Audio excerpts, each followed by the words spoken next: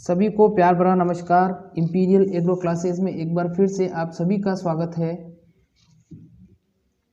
जल्दी से लिंक को शेयर कर दीजिए ताकि जल्दी से जल्दी लोग जुड़ सकें हमसे। अगला सवाल है हमारा, पादप कोशिका में गोल्जिकाए को किस नाम से जाना जाता है? पादप कोशिका में गोल्जिकाए को किस नाम से जाना जाता है? आंसर दीजिए। जोल्निक डिक्टियोसोम स्ट्रोफी जी कॉम्प्लेक्स।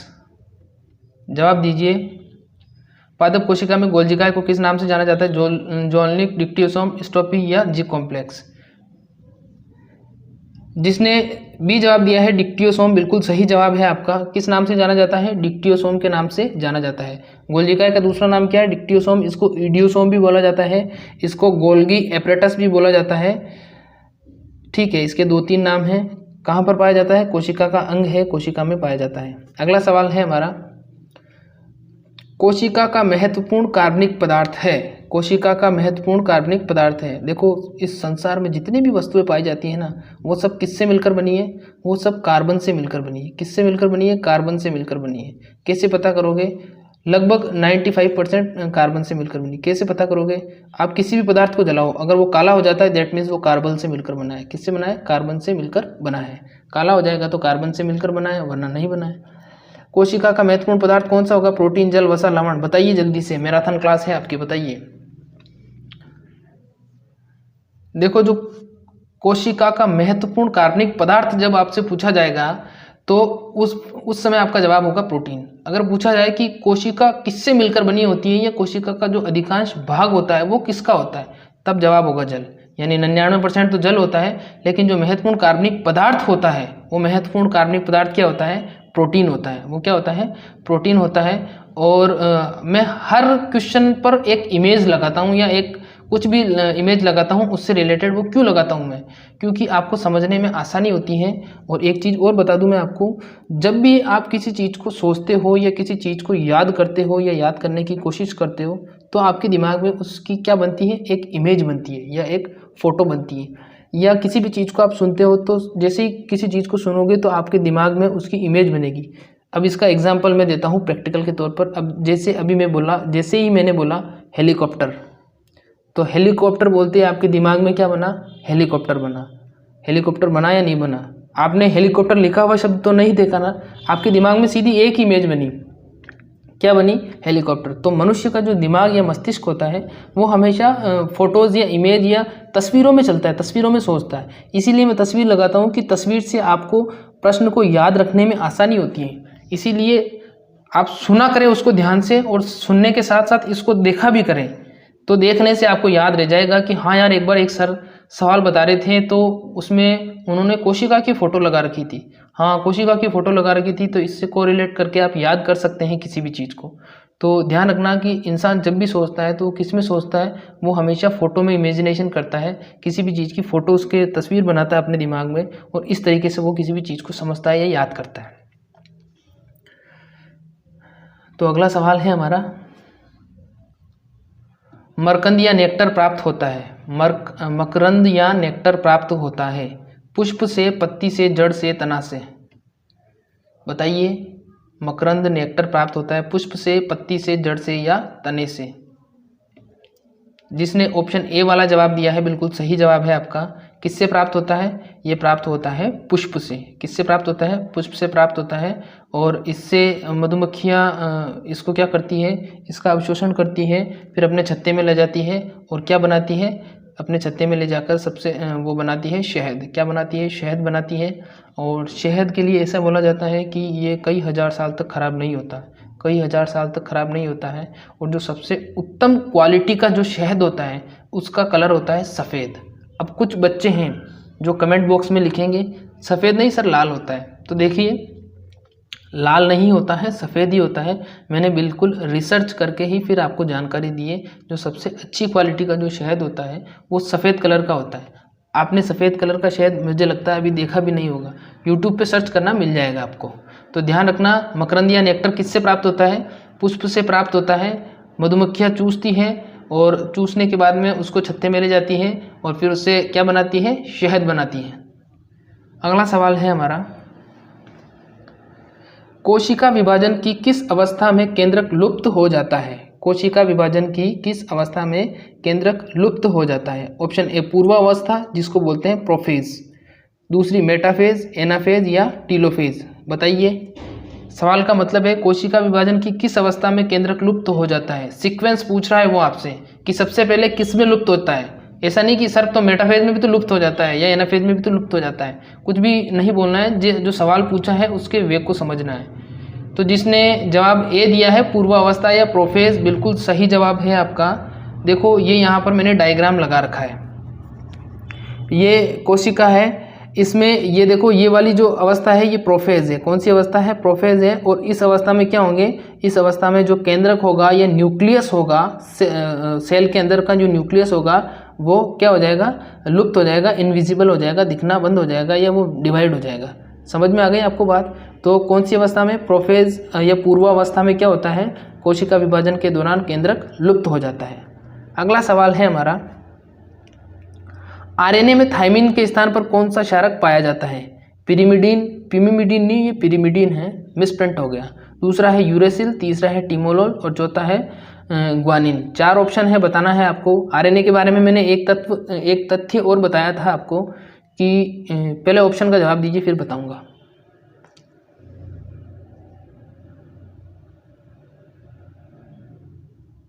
जिसने जवाब दिया है बी वाला यूरेसिल, बिल्कुल सही जवाब है आपका, बिल्कुल सही जवाब है आपका। और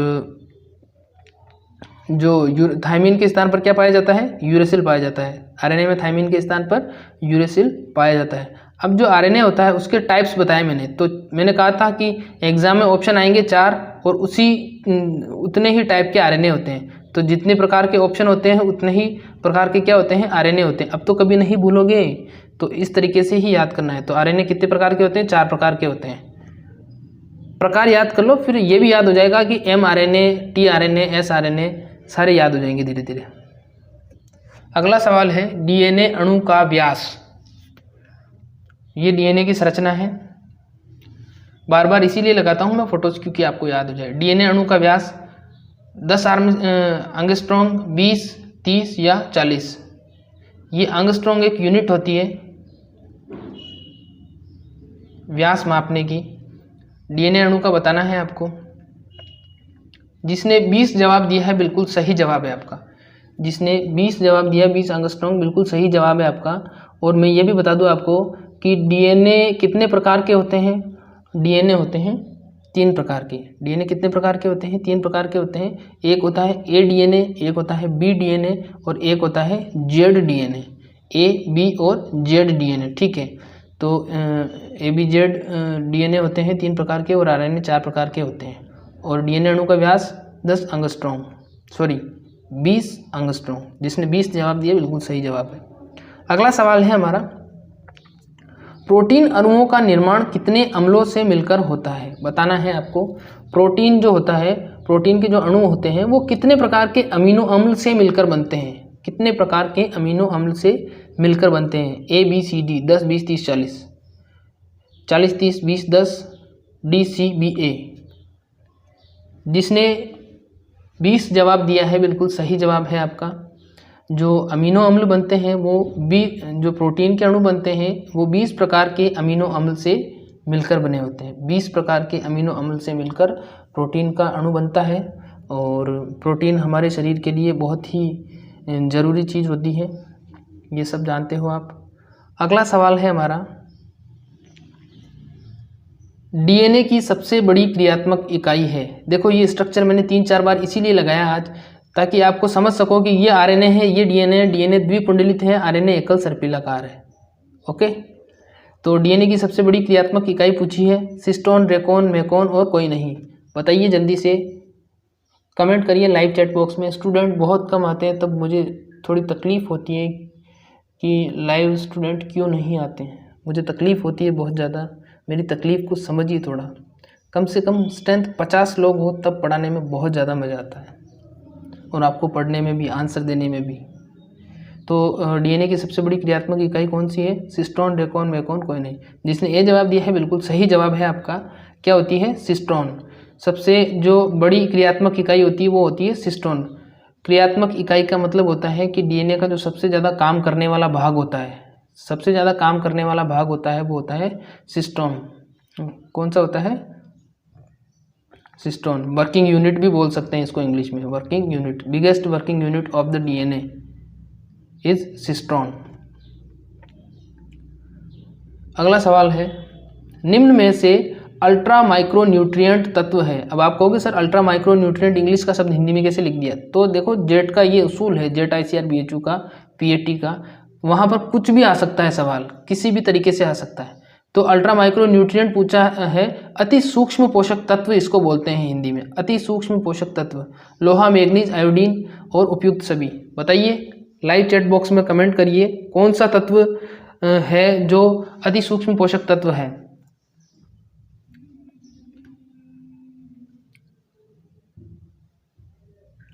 जिसने जवाब दिया है उपयुक्त सभी, बिल्कुल सही जवाब है आपका।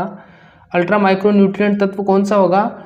लोहा भी है, मैग्नीज भी है और आयोडीन भी है। तीनों ही अल्ट्रा माइक्रो न्यूट्रिएंट या अति सूक्ष्म पोषक तत्व है और इनकी अति सूक्ष्म मात्रा की हमें ज़रूरत होती है, अति सूक्ष्म मात्रा की हमें ज़रूरत होती है। और अगर पौधों के लिए पूछा जाए तब भी ये अल्ट्रा माइक्रो न्यूट्रिएंट ही है, पौधों को भी इनकी ज़रूरत होती है और हमें भी इनकी ज़रूरत होती है, क्योंकि हमारा शरीर किससे बना है? हमारा शरीर बना ही, हम तो खाते ही पौधे हैं, और जो नॉन वेजिटेरियन हैं वो भी क्या खाते हैं? वो भी एक तरीके से पौधे ही खा रहे हैं। कैसे खा रहे हैं? क्योंकि वो जो नॉन वेज खा रहे हैं, उन वेज को उस पौधों को वेज खाते हैं, सॉरी जो पौधे होते हैं उनको जीव खाते हैं और फिर जीव को वो खाते हैं।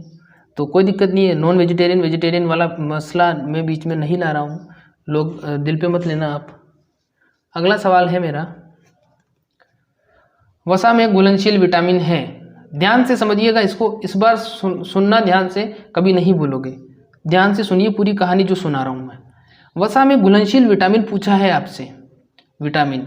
अब विटामिन बी होता है, विटामिन सी होता है, कीड़ा होता है या कोई नहीं। ऑप्शन में गलती नहीं है बिल्कुल भी, मैंने जानबूझकर लिखे हैं सब कुछ बताऊंगा आपको भी। वसा में घुलनशील विटामिन है, विटामिन बी, विटामिन सी, कीड़ा या कोई नहीं। अब ये क्या है? जिसको आंसर आ गया ठीक है, जिसको नहीं आया कोई बात नहीं। ये देखो ये क्या है? ये एक प्रकार का कीट है या कीड़ा है? क्या है? कीट है या कीड़ा है। अब मैं आपको बताऊंगा वसा में घुलनशील विटामिन कौन कौन से होते हैं। आ जाइए नेक्स्ट स्लाइड पर। देखो कीड़ा, कीड़ा है, ये कीड़े की फोटो आपके दिमाग में चल रही है, कीड़ा, इसको कीड़ा बोलते हैं। अब ये मैंने लिखा है यहाँ पर KED और A, क्या हो गया? कीड़ा। KED और K क्या हो गया? कीड़ा हो गया। तो वसा में घुलनशील विटामिन कौन कौन से होंगे? Vitamin K, vitamin E, vitamin D और विटामिन A। तो ट्रिक कैसी लगी आपको बताना। विटामिन में जो विटामिन है वसा में घुलनशील, उसको सीधा सा आपको फॉर्मूला याद रखना है कि कीड़ा। क्या याद रखना है? कीड़ा। वसा में घुलनशील जैसे ही विटामिन आपसे पूछता है तो कीड़ा याद रख लेना और कीड़ा की स्पेलिंग लिख लेना KEDA। जिसको मन में लिखनी है मन में लिख लेना और जिसको एक्चुअल में लिखनी है एक्चुअल में लिख लेना कि वसा में घुलनशील विटामिन ये 4 हैं, KED और A। और बाकी जो सारे बच्चे वो किस में हैं? जल में घुलनशील है। फिर कंफ्यूज नहीं होना है आपको, बस सीधी सी बात है। बस ये 4 याद कर लिए, हमारा काम खत्म हो गया। वसा के याद है हमें, बाकी जो भी पूछता है सब जल में घुलनशील है। बाकी जो भी अगर आपसे पूछता है विटामिन बी पूछ लिया आपसे तो विटामिन बी इसमें नहीं है, दैट मीन्स वो जल में घुलनशील है। विटामिन सी पूछ लिया, इसमें नहीं है, दैट मीन्स वो जल में घुलनशील है। अगर विटामिन डी पूछ लिया तो डी तो है इसमें, तो वो किस में है? वो है वसा में घुलनशील।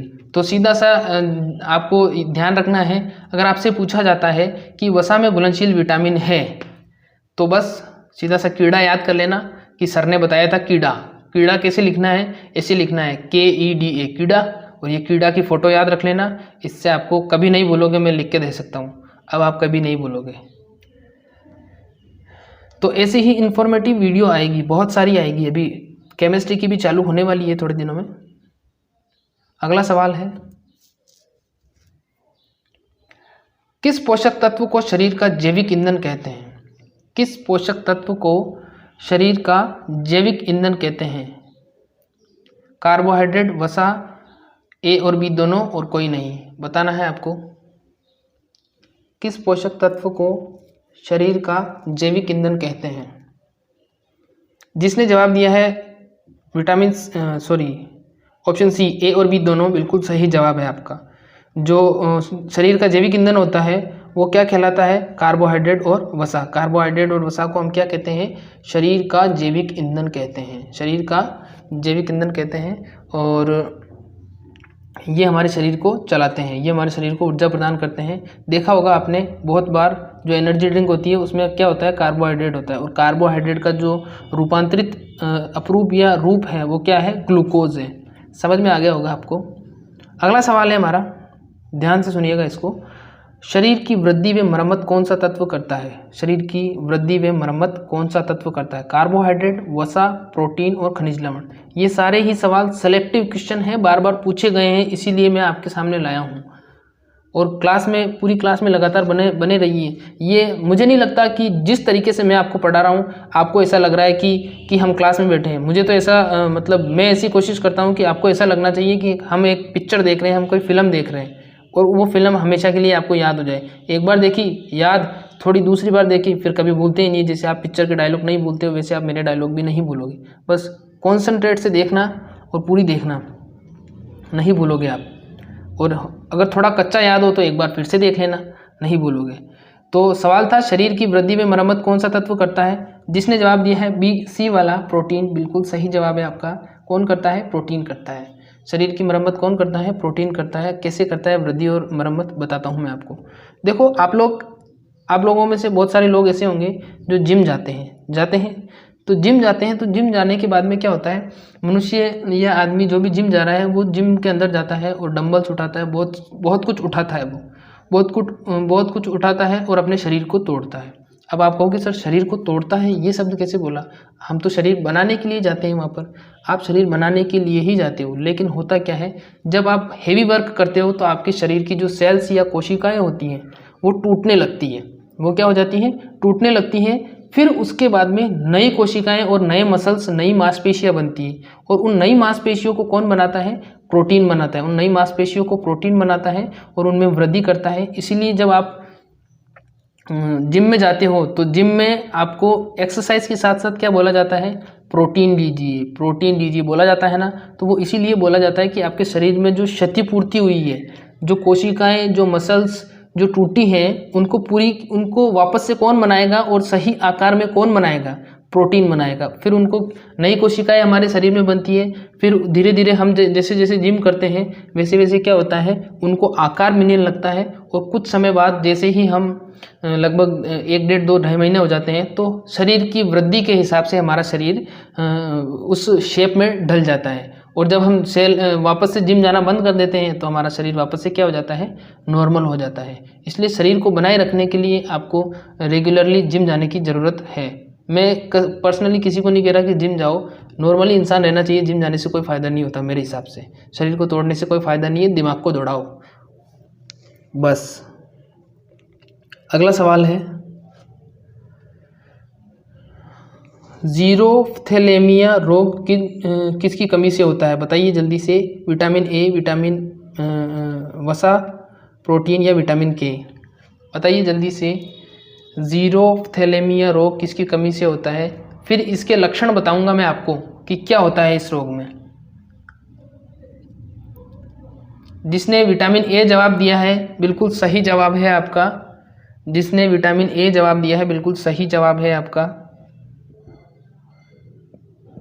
जो जीरोफ्थेलेमिया रोग होता है वो विटामिन ए की कमी से होता है और इसके जो लक्षण हैं वो लक्षण क्या है? एक तो आँखों में जो हमारी आँखों को गीले रखने वाला जो तत्व होता है वो तत्व क्या हो जाता है? धीरे धीरे सूखने लगता है, उसकी कमी हो जाती है। दूसरा जो लक्षण होता है वो ये होता है कि आँखों की जो पुतली होती है गोल गोल, जिससे हम देखते हैं, जिसको हम हीरा भी बोलते हैं या लेंस बोलते हैं, वो धीरे धीरे धुंधला होने लग जाता है और हमारी आई साइट जो है वो वीक होने लगती है। और ये लक्षण किसके हैं? जीरोफ्थेलेमिया के लक्षण हैं। और ये एक आँख से संबंधित बीमारी होती है। किससे संबंधित बीमारी होती है? आँख से संबंधित बीमारी होती है। और आँख से संबंधित एक बीमारी और होती है जिसको हम बोलते हैं रतौंधी रोग। जो रतौंधी रोग होता है वो भी विटामिन ए की कमी से होता है। इसको हम नाइट ब्लाइंडनेस भी बोलते हैं कि रात को कम दिखाई देना, इसके ये लक्षण भी होते हैं। तो उम्मीद करता हूँ आपको समझ में आ गया होगा। अगला सवाल है हमारा, विटामिन डी का रासायनिक नाम बताना है आपको। विटामिन डी का रासायनिक नाम। थायमीन, साइटोसिन, कैल्सीफेरॉल और कोई नहीं।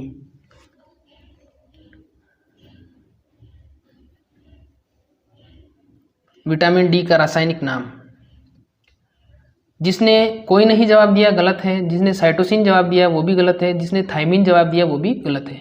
जिसने कैल्सीफेरॉल ना जवाब दिया है उनका सही है। कैल्सीफेरॉल क्या होता है? कैल्सीफेरॉल विटामिन डी होता है। और विटामिन डी हमारे शरीर में कब बनता है? देखो, जब सुबह सुबह सूर्य की लाल रोशनी हमारे शरीर पर पड़ती है तब उस दौरान हमारी हड्डियों के अंदर क्या बनता है? जब धीमी धूप होती है तब बनता है विटामिन डी, जो हमारी शरीर की हड्डियों के लिए बहुत ही लाभदायक होता है, हड्डियाँ मजबूत होती है। तो विटामिन डी कभी कभी आपने देखा होगा, गांव के जो कुछ पढ़े लिखे लोग होते हैं या सिटी में कुछ लोग होते हैं, वो सर्दियों के समय बाहर बैठे होते हैं धूप में। तो कुछ लोग तो ऐसे कहते हैं कि धूप सेक रहे हैं और कुछ लोग ऐसे कहते हैं कि विटामिन डी ले रहे हैं। ऐसा सुना होगा आपने। तो विटामिन डी ले रहे हैं तो विटामिन डी कब बनता है? सुबह सुबह ही बनता है, वो जब लाल रोशनी होती है उसकी सूरज की, तभी। जब अस्त होता है तब वाली रोशनी से नहीं बनता है और उसको बोलते हैं कैल्सीफेरॉल। चलिए आगे चलते हैं। अगला सवाल है कार्बोहाइड्रेट क्या है? कार्बोहाइड्रेट क्या है बताना है आपको। कार्बोहाइड्रेट क्या है? फ्रुक्टोज, सुक्रोज, माल्टोज या ग्लूकोज। 4 ऑप्शन है आपके पास। कार्बोहाइड्रेट क्या है बताइए जल्दी से लाइव चैट बॉक्स में कमेंट करके।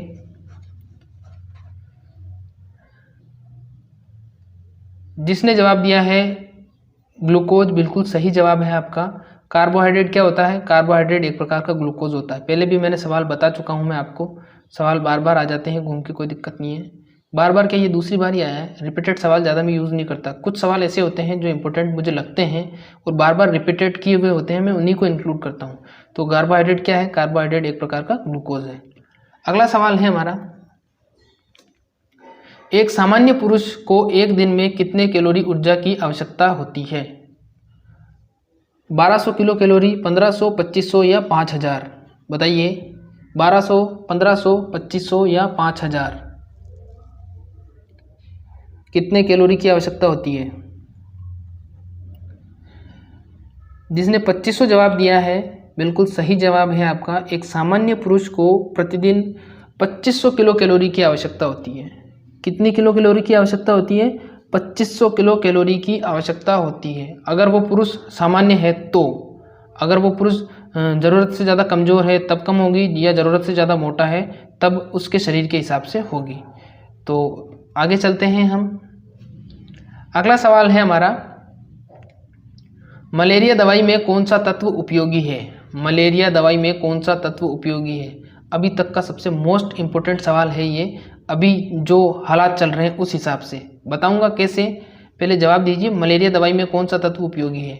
मॉर्फिन, कोडीन, क्लोरोक्विन और कुनैन की छाल। जवाब दीजिए।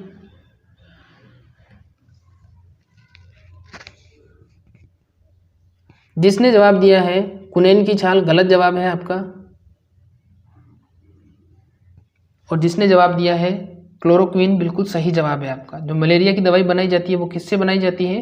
क्लोरोक्विन से बनाई जाती है। किससे बनाई जाती है? क्लोरोक्विन से बनाई जाती है। अब बताता हूँ, देखो क्यों इम्पोर्टेंट है ये। इम्पोर्टेंट इसलिए है कि अभी जो कोरोना के मरीज हैं वो इसी दवाई से ठीक हो रहे हैं। किससे ठीक हो रहे हैं? क्लोरोक्विन से ठीक हो रहे हैं। किससे ठीक हो रहे हैं? क्लोरोक्विन से ठीक हो रहे हैं। और आपसे सवाल पूछा जा सकता है कि हाल ही में जो बीमारी हुई है कोरोना वायरस, उसका दवाई कौन सी है? तो क्लोरोक्विन उसकी दवाई है। क्लोरोक्विन से मरीज ठीक हो रहे हैं। और जो क्लोरोक्विन होती है दवाई वो मलेरिया में भी काम आती है। और क्लोरोक्विन का जो सबसे बड़ा उत्पादक देश है, सबसे ज़्यादा जहाँ पर क्लोरोक्विन बनाई जाती है वो देश है भारत। गोल्जिकाई किससे उत्पन्न होते हैं? गोल्जिकाई किससे उत्पन्न होते हैं? बताइए जल्दी से, गोल्जिकाई किससे उत्पन्न होते हैं? ऑप्शन ए केंद्रक, option B DNA, option C ATP और ऑप्शन डी ईआर। ईआर का मतलब है एंडोप्लाज्मिक रेटिकुलम, जिसे हिंदी में हम बोलते हैं अंतःप्रद्रवी जालिका।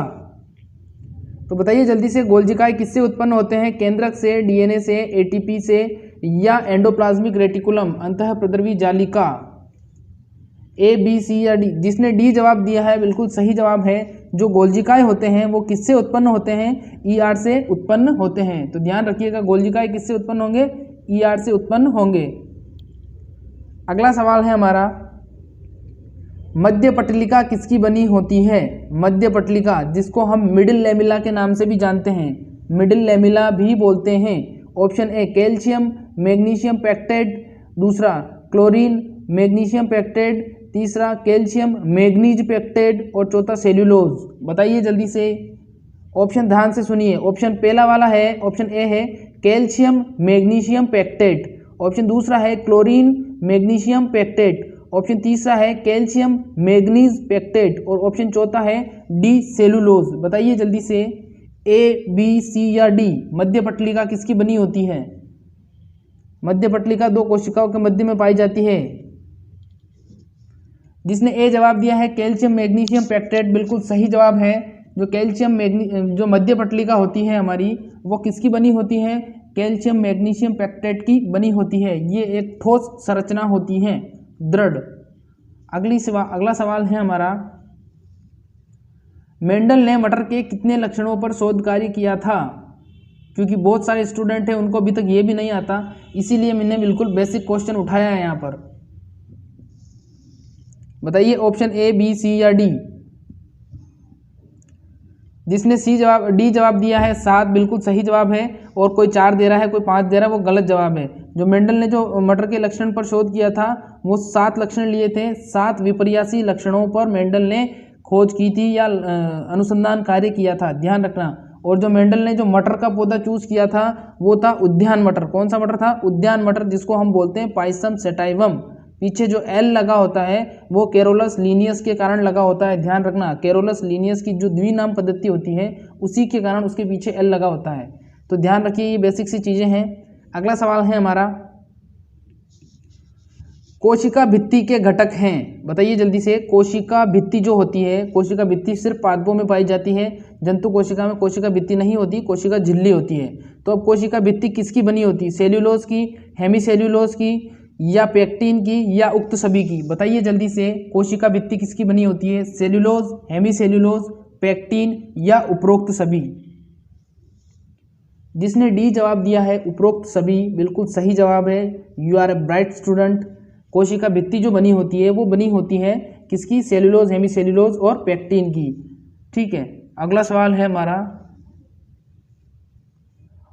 पुरानी कोशिकाओं से नई कोशिकाओं का निर्माण होता है, यह शब्द किसने कहे?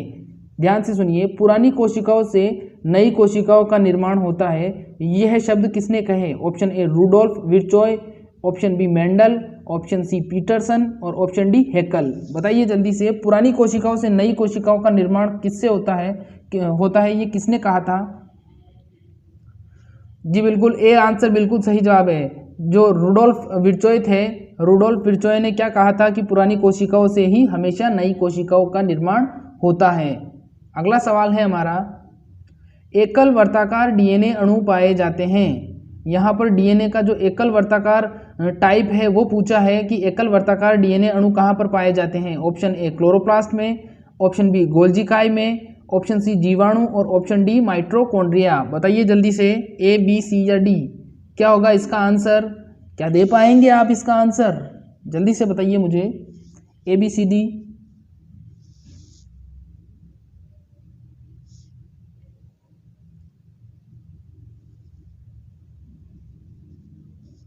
जल्दी से बताइए, आज स्टूडेंट बहुत कम जुड़े हैं।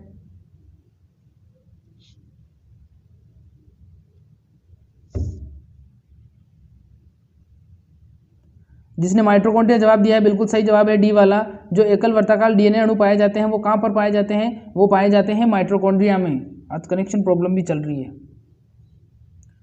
अगला सवाल है, पारिस्थितिकी क्रियात्मक इकाई है। जो पारिस्थितिकी होता है उसकी क्रियात्मक इकाई पूछिए आपसे। पारिस्थितिकी तंत्र की नहीं, पारिस्थितिकी की क्रियात्मक इकाई बतानी है आपको। ऑप्शन ए पारिस्थितिकी तंत्र, ऑप्शन बी वातावरण, ऑप्शन सी जीव और ऑप्शन डी कोई नहीं। ए बी सी या डी बताइए जल्दी से, पारिस्थितिकी की क्रियात्मक इकाई है। पारिस्थितिकी की क्रियात्मक इकाई बतानी है आपको। जिसने ऑप्शन ए दिया है पारिस्थितिकी तंत्र, बिल्कुल सही जवाब है। पारिस्थितिकी तंत्र क्या है? पारिस्थितिकी की क्रियात्मक इकाई है। अगला सवाल है, राइबोसोम किसके बने होते हैं? वेरी इंपॉर्टेंट क्वेश्चन है। राइबोसोम कहाँ पर पाए जाते हैं? राइबोसोम कोशिका के अंदर पाए जाते हैं। इनका जो दूसरा नाम होता है वो क्या होता है? पेलिडे कण भी बोलते हैं इनको, पेलिडे पार्टिकल्स भी इनको बोलते हैं। क्यों बोलते हैं? क्योंकि इन्होंने जो राइबोसोम की खोज की थी वो खोज की थी जॉर्ज पेलिडे नामक साइंटिस्ट ने, इसीलिए इनको पेलिडे पार्टिकल्स भी बोलते हैं। और ये कोशिका की प्रोटीन निर्माण फैक्ट्री भी कहलाता है। तो बताइए जल्दी से, option A DNA plus protein, option B RNA plus protein, option C DNA plus RNA और ऑप्शन डी कोई नहीं। बताइए जल्दी से, ए बी सी या डी। जिसने ए जवाब दिया है डीएनए प्लस प्रोटीन, बिल्कुल सही जवाब है। जो राइबोसोम बने होते हैं वो किसके बने होते हैं? जो राइबोसोम बने होते हैं वो किसके? जिसने बी जवाब दिया है बिल्कुल सही जवाब है, आरएनए प्लस प्रोटीन। जो राइबोसोम बने होते हैं वो आरएनए प्लस प्रोटीन के बने होते हैं। तो ध्यान रखिएगा, राइबोसोम किससे बने होंगे? आरएनए प्लस प्रोटीन से। ध्यान ऐसे याद रखना है आपको, रे से राइबोसोम और रे से आर से आरएनए। तो ध्यान रखना, राइबोसोम भी आर से हो रहा है स्टार्ट और आरएनए भी आर से हो रहा है स्टार्ट। इसे को रिलेट करके लिंकअप करके याद रख लेना, कभी नहीं भूलोगे। अगला सवाल है, क्रिस्टी कहाँ पाई जाती है? जो क्रिस्टी नामक संरचना होती है उसके बारे में आपको बताना है कि जो क्रिस्टी नामक संरचना होती है वो किस कोशिकांग में पाई जाती है। बताइए जल्दी से, ऑप्शन ए केंद्रक झिल्ली, ऑप्शन बी ग्रेना की सतह, ऑप्शन सी प्लाज्मा झिल्ली और ऑप्शन डी माइटोकॉन्ड्रिया। बताइए जल्दी से, क्रिस्टी नामक संरचना कहाँ पाई जाती है? ए बी सी या डी। इतना सा लिखना है आपको, सिर्फ ए बी सी या डी, इससे आगे कुछ नहीं लिखना है। सारे स्टूडेंट गुड है, तैयारी सबकी अच्छी है। बताइए जल्दी से, क्रिस्टी नामक संरचना बिल्कुल राइट, माइटोकॉन्ड्रिया में पाए जाते हैं। जिसने डी जवाब दिया है बिल्कुल सही जवाब है। जो क्रिस्टी नामक संरचना होती है वो कहाँ पर पाई जाती है? माइटोकॉन्ड्रिया के अंदर पाई जाती है। माइटोकॉन्ड्रिया क्या होता है? कोशिका का शक्तिगृह, पावर हाउस ऑफ सेल या कोशिका का इंजन भी इसको कह सकते हैं। क्यों कहते हैं? क्योंकि इसी के अंदर ये श्वसन करता है और एटीपी अणुओं का निर्माण करता है। और एटीपी क्या करते हैं? एटीपी ही कोशिका को चलाने का कार्य करते हैं। एटीपी की फुल फॉर्म पूछ ले तो एडिनोसिन ट्राइफॉस्फेट होती है। चलिए अगले सवाल की तरफ बढ़ते हैं। अगला सवाल है, केंद्रक पर परतों की संख्या होती है। जो हमारा केंद्रक होता है, आप सब लोग जानते हो, कोशिका के अंदर होता है केंद्रक को कोशिका का मस्तिष्क भी कहते हैं। और जो केंद्रक की खोज की थी वो किसने की थी? रॉबर्ट ब्राउन नामक वैज्ञानिक ने की थी। बताइए जल्दी से, 1 परत, 2 परत, 3 परत या 4 परत? कितनी परतें होती हैं? केंद्रक पर परतों की संख्या 1 परत, 2 परत, 3 परत या 4 परत? जिसने ए वाला जवाब दिया है बिल्कुल सही जवाब है। जो केंद्रक होता है उस पर 1 परत पाई जाती है और जो परत केंद्रक पर जो परत पाई जाती है उसकी संख्या आपसे पूछ ले एग्जाम में घुमा फिरा के कैसे भी, तो ध्यान रखना एक ही परत पाई जाती है, एक ही परत पाई जाती है। अगला सवाल है हमारा,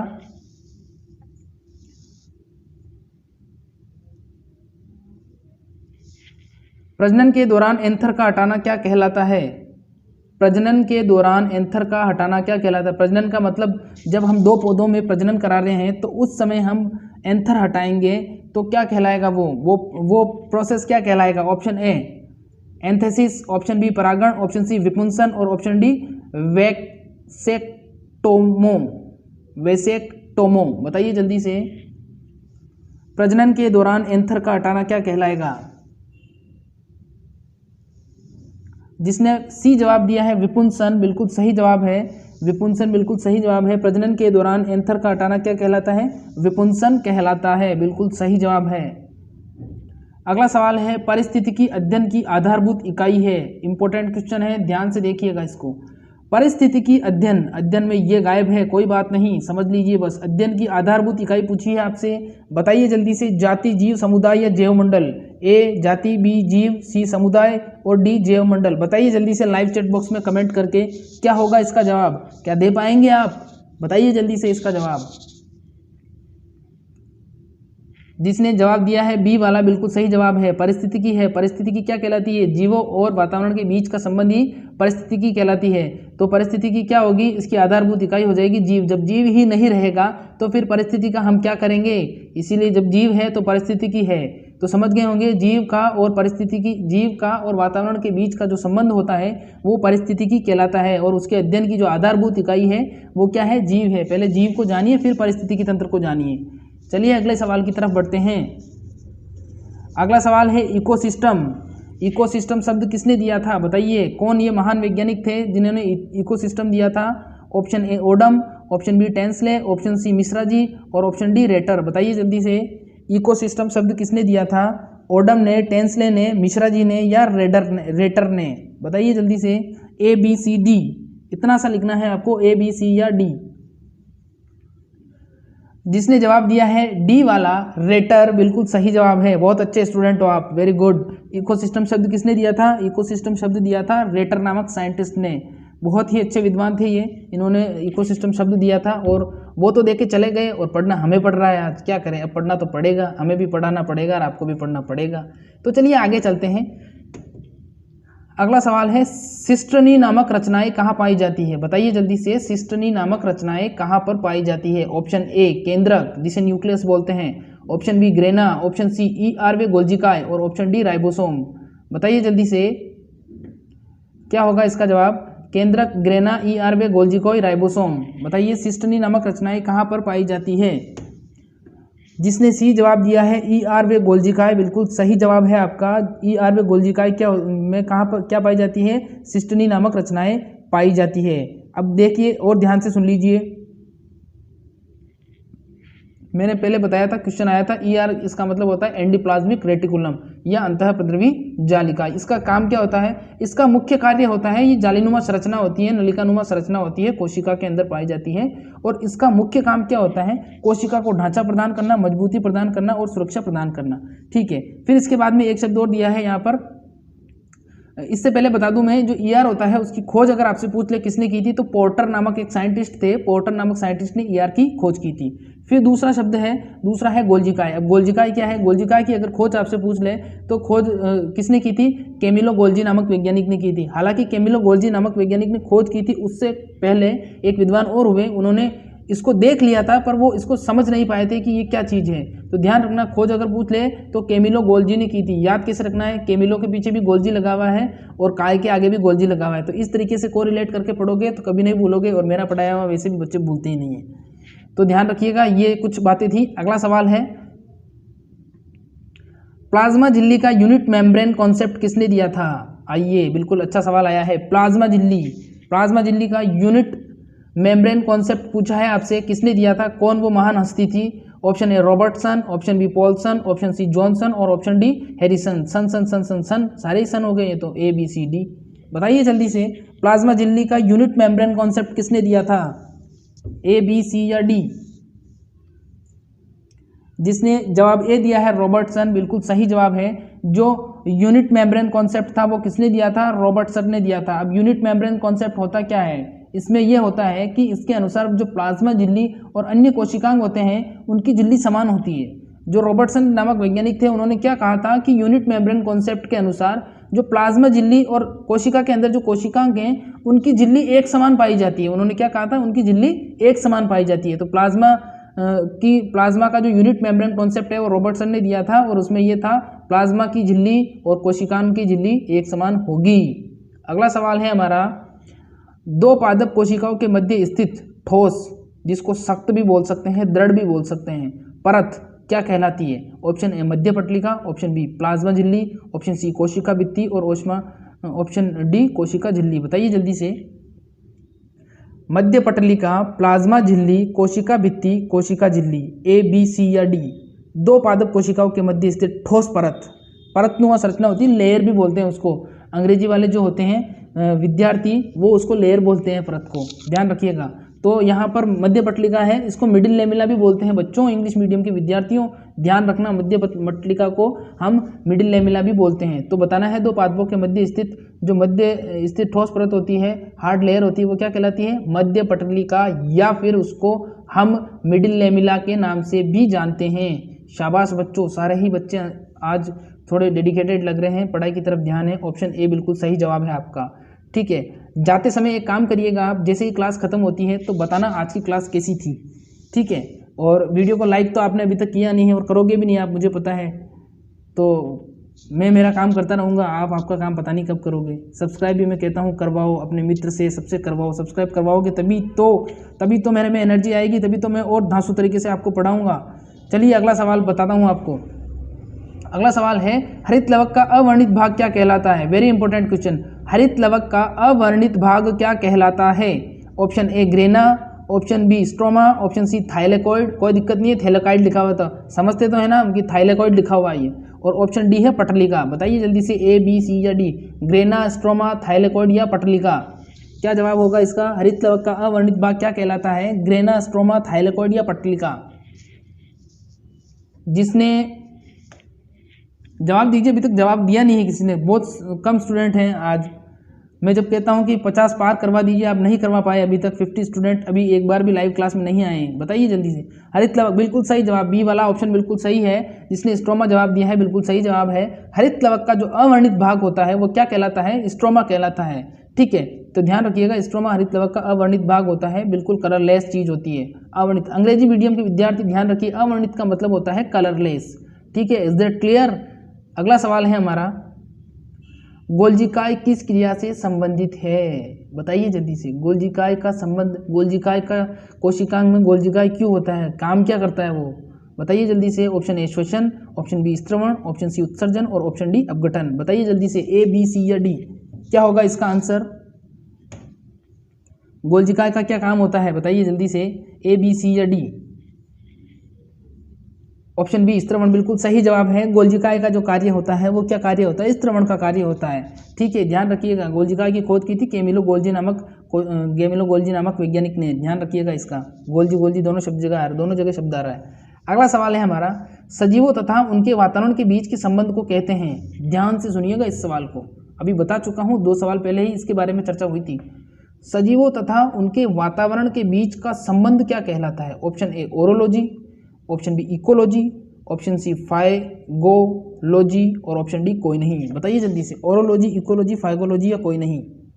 सजीवों तथा उनके बीच का वातावरण का संबंध पूछा है यहाँ पर। जिसने जवाब दिया है इकोलॉजी, बिल्कुल सही जवाब है। इकोलॉजी की परिभाषा क्या होगी? सजीवों तथा उनके बीच का जो वातावरण संबंध होता है वो क्या कहलाता है? इकोलॉजी कहलाता है। वो क्या कहलाता है? इकोलॉजी कहलाता है। जिसको हम हिंदी में क्या कहेंगे? सर हिंदी में तो बताओ। हिंदी का इंग्लिश पूछते हैं, इंग्लिश का हिंदी पूछते हैं, विद्यार्थी खुद असमंजस में फंसे हुए हैं, मैं क्या कर सकता हूँ।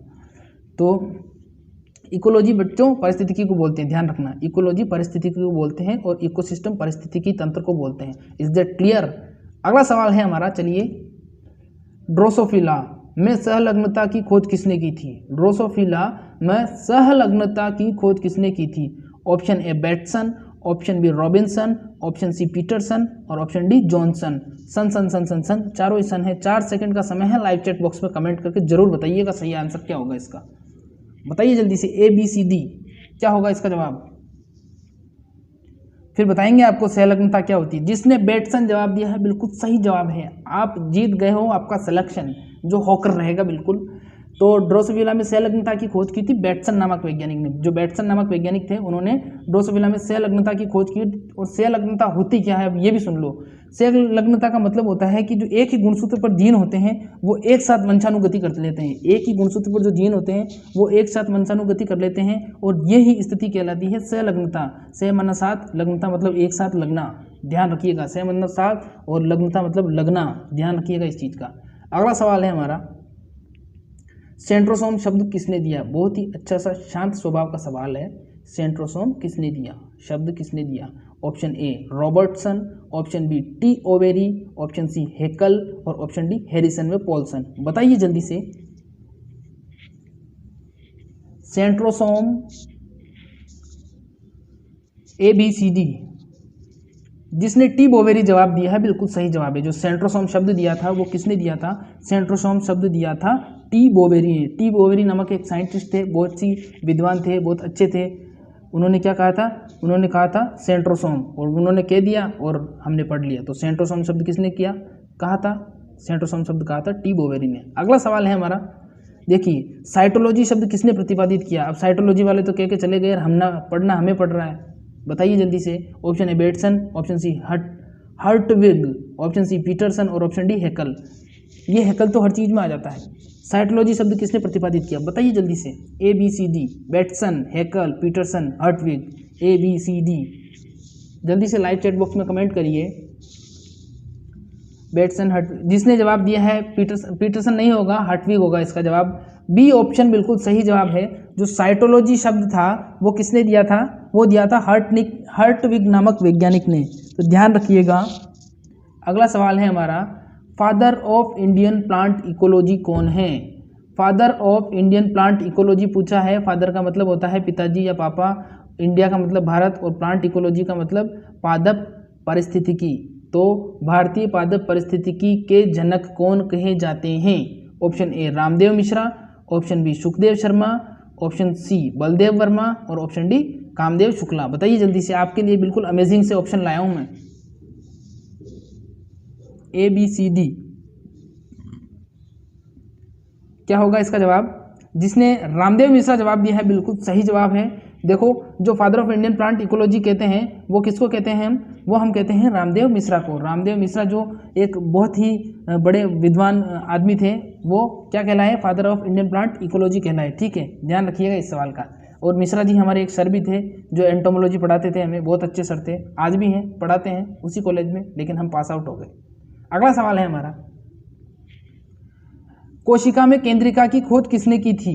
कोशिका के अंदर केंद्रक तो खोज दिया था, लेकिन केंद्रिका भी तो खोजनी पड़ेगी, किसने की थी। Option A Fontana, option B Robert Brown, option C Robert Hooke, और ऑप्शन डी पॉल्सन। बताइए जल्दी से, Fontana, Robert Brown, Robert Hooke या पॉल्सन। कोशिका में केंद्रिका की खोज किसने की थी। Fontana, Robert Brown, Robert Hooke, Paulson. जिसने ऑप्शन ए दिया है फोंटाना बिल्कुल सही जवाब है। जिसने ए दिया है फोंटाना बिल्कुल सही जवाब है। कोशिका में केंद्रक की खोज की, केंद्रिका है, केंद्रक नहीं है बच्चों, ध्यान से सुनिए, केंद्रिका है। केंद्रिका की खोज किसने की थी, फोंटाना नामक एक साइंटिस्ट थे, उन्होंने केंद्रिका की खोज की थी। ठीक है, इसको न्यूक्लियोलस बोलते हैं। जो अंग्रेजी मीडियम के विद्यार्थी हैं वो ध्यान दें, इसको न्यूक्लियोलस बोला जाता है बच्चों, ध्यान रखना। अगला सवाल है हमारा, किस पीएच पर लाइसोसोम के एंजाइम सक्रिय होते हैं। किस पीएच पर लाइसोसोम के एंजाइम सक्रिय होते हैं।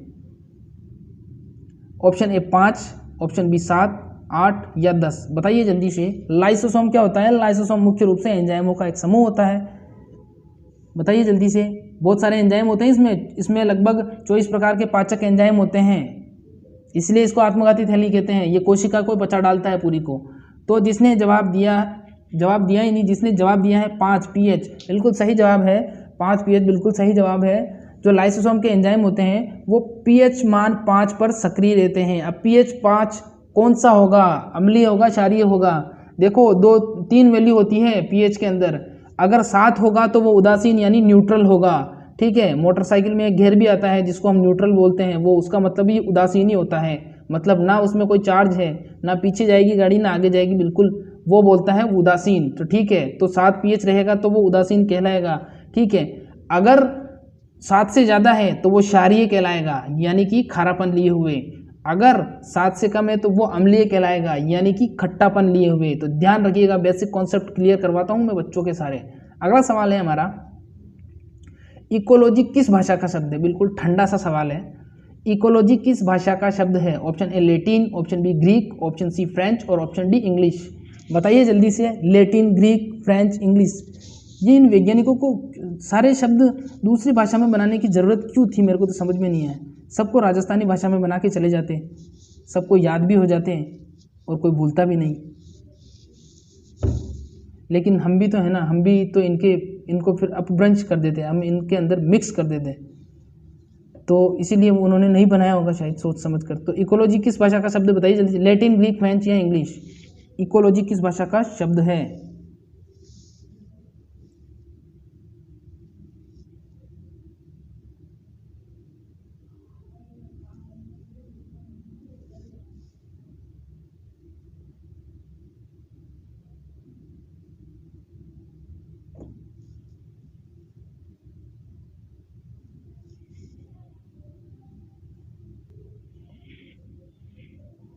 माफ़ करना, कनेक्शन प्रॉब्लम।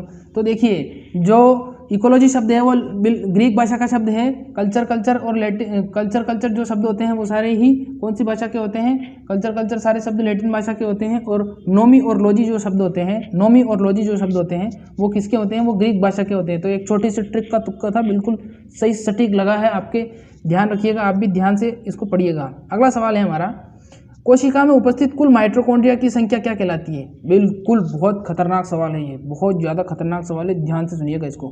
कोशिका में उपस्थित कुल माइटोकॉन्ड्रिया की संख्या क्या कहलाती है?